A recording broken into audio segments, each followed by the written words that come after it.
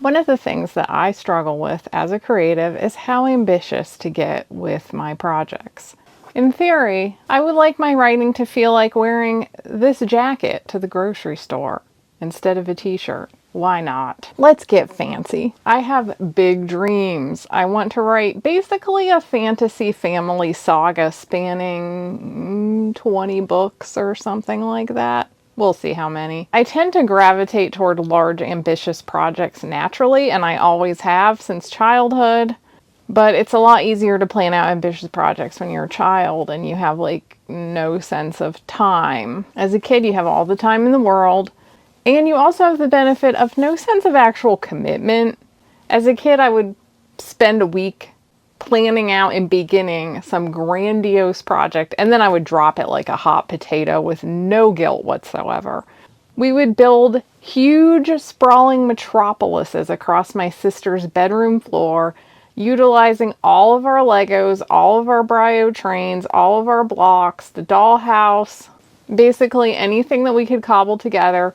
Big old project, and then we would peter out on it and go, never mind, what were we going to do with this anyway? And then we wouldn't clean it up. So that was fun for our parents. I would plan out big comic book series, big epic sprawling plots that I had every intention that I was going to draw, and I would, fold the paper in half and make that little comic book and do the cover with the issue number 1 and making up my own comic book company logo for the corner. Then I would open the comic. I would make a faux letter section where I would answer questions from supposed readers and talk about my editorial note, all the things I was going to do. And I'd draw like 2 pages of the comic and I'd abandon it. They say that kids have no sense of mortality, but I was a very paranoid child who was always fixated on how I could die. So I definitely did have some sense of mortality. But what I didn't have is a sense that I wouldn't be able to finish all the projects in the world, that at some point I would have to actually commit to something. And this has been a slow and painful realization over the years of my adulthood. And it has really hit me in my 40s that if I'm actually going to do the ambitious project, this is the time to begin that ambitious project. When I was young, I felt like I wasn't ready to do the ambitious project. I felt like I didn't have the talents or the skills. But now I'm bumping up against the sense that, do I feel like I have the talents and the skills? Well, I do, more so than I did in my 20s or even my 30s. But I definitely don't have like this blazing confidence that, oh yeah, I can pull it off now, no problem. It still makes me very nervous thinking about the scope of my vision and like the fact that I don't have every bit of it planned out. I'm not sure how all the pieces are going to tie together. Like I have a lot of it really well planned out, and then there's this big nebulous ghost chunk, and then there's also the scenes that like I have them planned out and I know exactly what I want to happen, but will I be able to capture the depth of emotion and the weight of a certain scene the way that I'm hoping when I actually get there? What I do know is that if I'm gonna get going on it, I better get started. And that realization has fueled a lot of my 40s and starting this channel, starting to write my Hidden Lands books. A lot of that has been fueled by the awareness that I need to do my grand project now. If you're new here, my name is Lydia Foxglove and I am a fantasy author. And today I'm here to talk to you about the idea of doing your big project. A little background if you're new here. I've aspired to be a novelist for my entire life.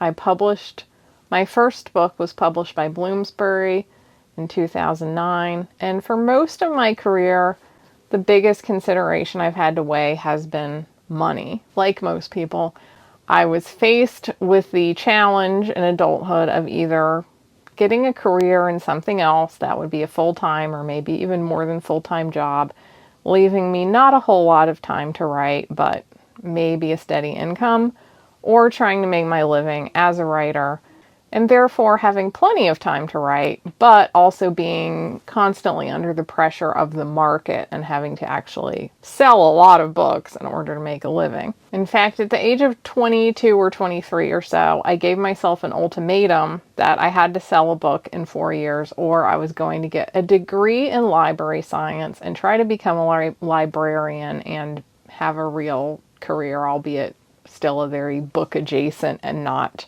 extremely lucrative one. But I made it. I sold my first book when I was 26, and pretty much ever since then I've managed to make my living as a writer, but I have never been able to really do the projects, the big projects that I want to do. And part of that is money and time, but there's another part. This is the part I particularly want to discuss today, and that is the anxiety of doing the big project. When I'm talking to you guys on the channel, in the comments, or on my Discord server, a theme that comes up a lot is I have this project and I want to do it, but I'm very nervous because it just feels too big for me. I'm not sure how I'm going to execute the project, how I'm going to pull it all together. I don't feel like I have the talent for this project yet or the experience.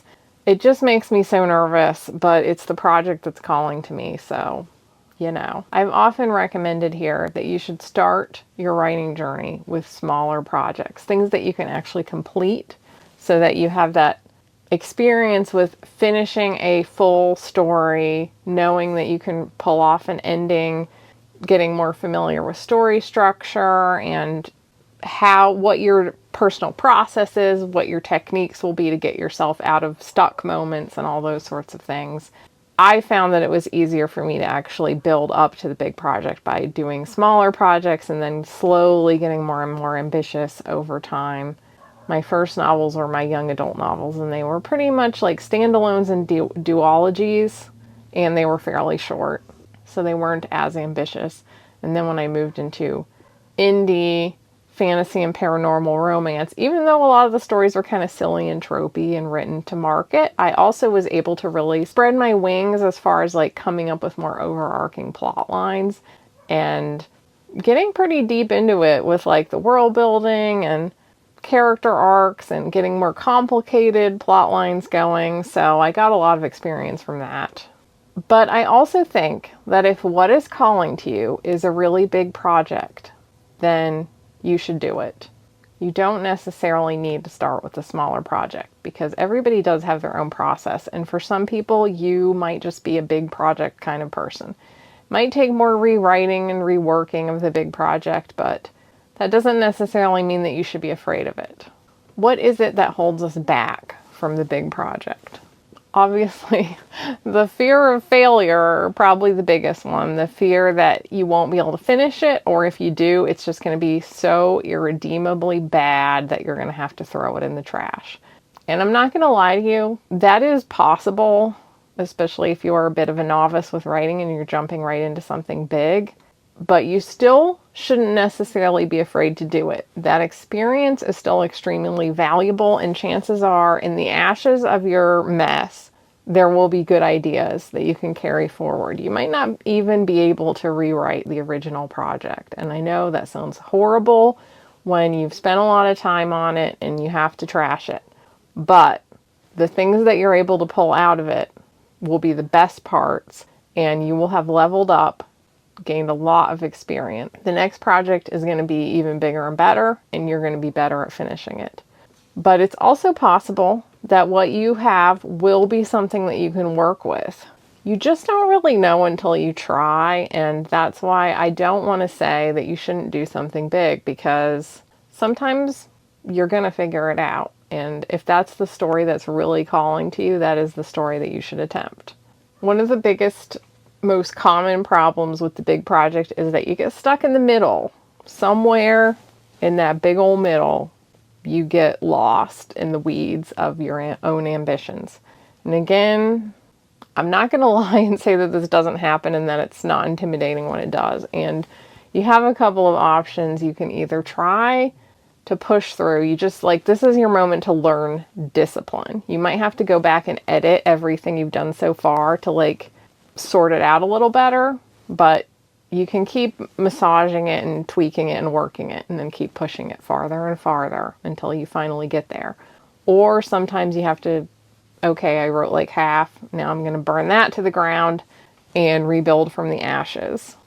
These are both such common scenarios that like I just want to prepare you for them. I think it's better to go in with the attitude that like this is a very, very real possibility than just thinking that you're going to magically sit down and just write an epic from chapter 1 to chapter 50 without any issues. Like it's unlikely, guys.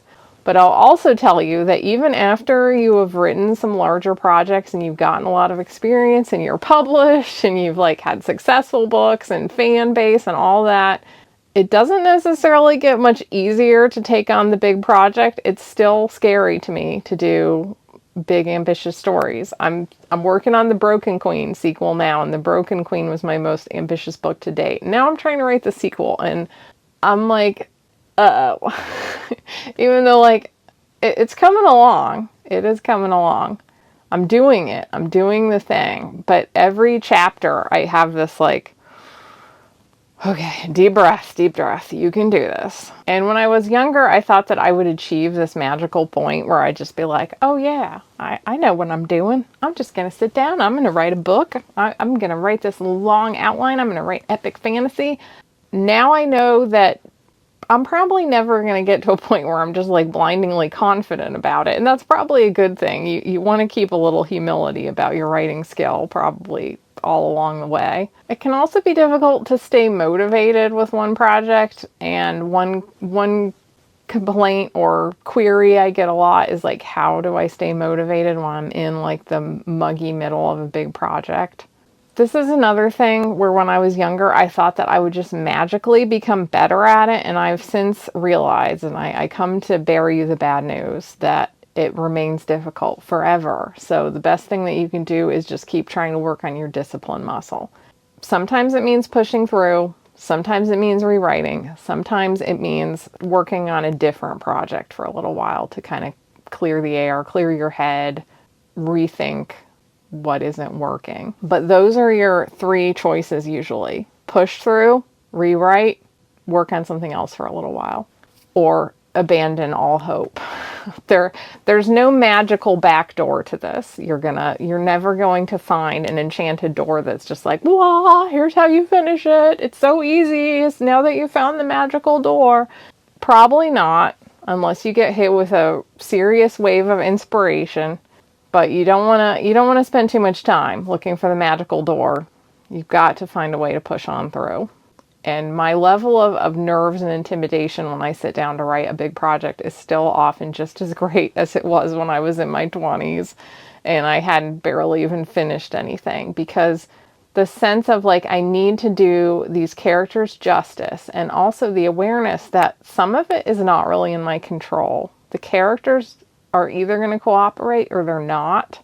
And my ability to influence that only goes so far.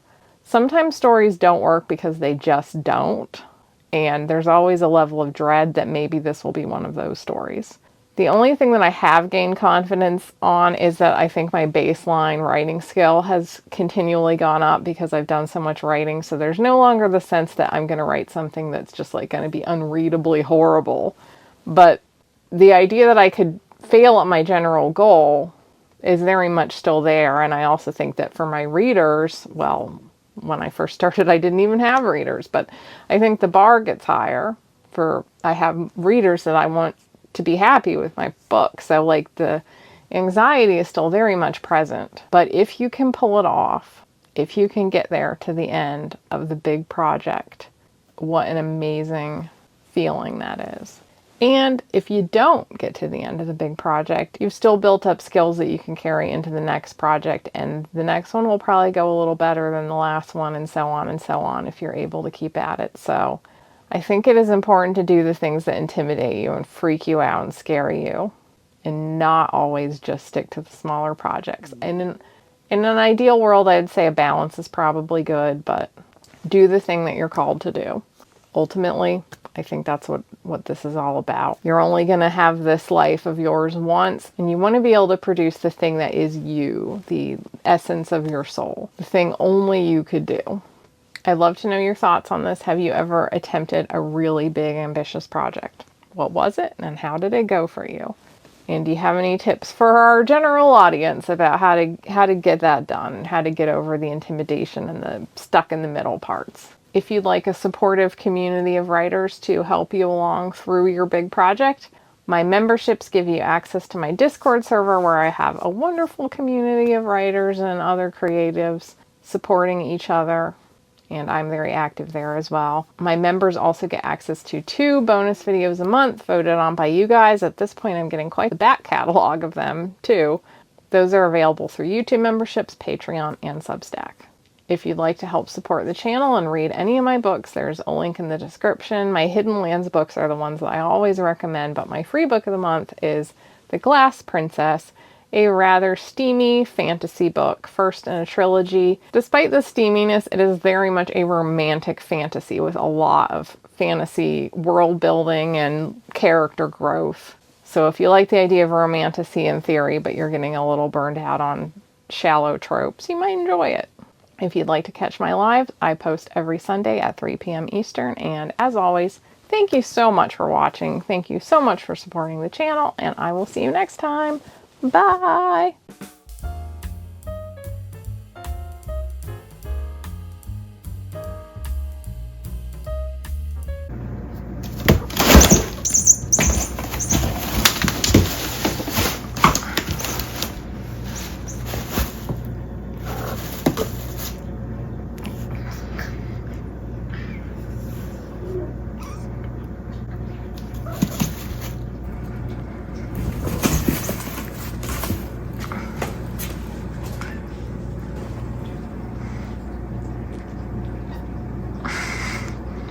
You're so mellow.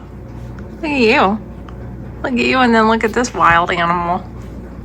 Oh, I spoke too soon. I'm gonna battle my knee.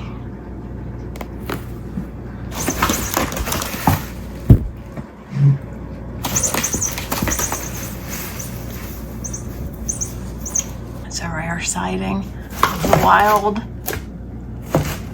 box cave goblin.